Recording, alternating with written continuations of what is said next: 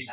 Netflix Amazon ಅವರು ನೀವು ಹುಡುಕಿ ಅಂತಂದ್ರೆ ಯಾರ ಕಡೆಯವ್ರು ಇದ್ದಾರೆ ಅಂತಂದ್ರೆ ಹುಡುಕಕ್ಕಿಲ್ಲ. ಅವ್ರದ್ದು ಆಫೀಸ್ ಏನಾರು ಇಲ್ಲಿ ಎಲ್ಲ ಅಮೆರಿಕಾಲಿ ಇದೆ ಅಂತ. ಏನೋ ಸ್ವಲ್ಪ ಪ್ರಾಬ್ಲಮ್ ಆಯ್ತು ಟೆಕ್ನಿಕಲಿ ಅಂತಂದ್ರೆ ನೋಡಕ್ ಇಲ್ಲ ಸರ್ ಅಮೆರಿಕಾಗ್ ಬರ್ದಿದೀವಿ, ಅವ್ರು ಬರ್ಬೇಕು, ಅವ್ರು ನೋಡ್ಬೇಕು ಅಂತ ಅಂತಾರೆ. ತುಂಬಾ ಕಷ್ಟ. ಸೊ ಹಂಗಾಗಿ ಸರ್ವರ್ ನ ನೀವು ಆದಷ್ಟು ಇಂಡಿಯಾಲೇ ಅಥವಾ ನಮ್ಮ ಕರ್ನಾಟಕದಲ್ಲೇ ಇಟ್ಕೊಂಡು, ಯಾಕಂದ್ರೆ Karnataka is IT hub also, ಅದನ್ನ ಚೆನ್ನಾಗಿ ಯುಟಿಲೈಸ್ ಮಾಡ್ಕೊಳ್ಳಿ. ನಿಮ್ಮ ಬೇರೆ ಅದರ್ ಲ್ಯಾಂಗ್ವೇಜಸ್ ಸರ್ವರ್ಸ್ ಇಲ್ಲೇ ಇಟ್ಕೊಳ್ಳಿ. So it's really nice. ಅದೊಂದು advice. So being that especially your coming in apps ಅಂತ ಹೇಳ್ತೀರಾ, ಆಪ್ ಅಲ್ಲೂ ಅಷ್ಟೇ ಟೆಕ್ನಾಲಜಿ ಇಂಪ್ಲಿಮೆಂಟ್ ಮಾಡಿ. ಯಾಕಂತಂದ್ರೆ ನೀವು ಆಪ್ ಇಲ್ಲಿಂದ ನೀವು ಬೆಂಗಳೂರಿಂದ ನೀವು ಚೆನ್ನೈಗೆ ಹೋದ್ರೆ ಚೆನ್ನೈದು ಏನೇನ್ ನಿಮ್ದು OTT ಪ್ಲಾಟ್ಫಾರ್ಮ್ ಇದೆಯಾ ಅದೇ ತೋರ್ಸೋಂಗೆ ಮಾಡುತ್ತೆ.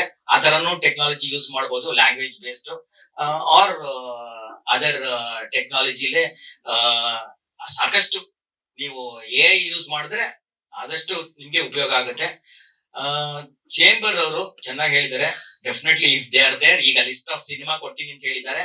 ಅದನ್ನೇ ಎಷ್ಟು ನಿಮ್ಗೂ ಲಾಸ್ ಆಗದೆ ಇರಂಗೆ ಅವ್ರಿಗೂ ಲಾಸ್ ಮಾಡದೆ ಇರಂಗೆ, ಈಗ ಹೇಗೆ ನೆಟ್ಫ್ಲಿಕ್ಸ್ ಅದೆಲ್ಲ ಅಮೆಝಾನ್ ಅವರು ನೀವು ಜನ ನೋಡಿದ್ರೆ ಮಾತ್ರ ನಾವು ದುಡ್ಡು ಕೊಡೋದು ಅಂತ ಅಂತಾರಲ್ಲ, ಅದನ್ನ ಬಿಟ್ಟು ಏನೋ ಒಂದು ಪ್ರೊಡ್ಯೂಸರ್ಗೆ ಸಪೋರ್ಟ್ ಆಗಂಗೆ ನೀವೇನಾದ್ರು ತಗೊಂಡ್ರು ನೆಕ್ಸ್ಟ್ ಇಯರ್ ನೀವು ನಮ್ಗೆ ಸಿನಿಮಾ ಮಾಡ್ಕೊಡಿ ಅಂತ ಹೇಳೋ ಲೆವೆಲ್ ಅಲ್ಲಿ ನೀವು ಹೋಗಿ ಅವ್ರಿಗೆ ಕೊಟ್ಬಿಟ್ಟು ಅವ್ರೊಂದ್ ಸಿನಿಮಾ ಮಾಡ್ಕೊಡಂಗ ನೀವು ಮಾಡ್ಬೋದು. Sort of A give and take policy ತರ ನಿಮ್ಗೂ ಉಪಯೋಗ ಆಗುತ್ತೆ, ಅವ್ರಿಗೂ ಉಪಯೋಗ ಆಗುತ್ತೆ. ಸರಿ, ಅದೇ ವೆಬ್ ಸೀರೀಸ್ ಮಾಡ್ತೀಯಾರಂತೆ. ಸೊ ಹಾಗಾಗಿ ಈ ಸಲ ಒಂದು ಇವ್ರು ದುಡ್ಡು ಕೊಟ್ಟು ಒಂದ್ ಸಿನಿಮಾ ತಗೊಂಡ್ರೆ at least they can tell the producer next year ನೀವು ಮಾಡೋ ಸಿನಿಮಾ ನಮ್ಗೆ ಕೊಡಿ ಅಂತ.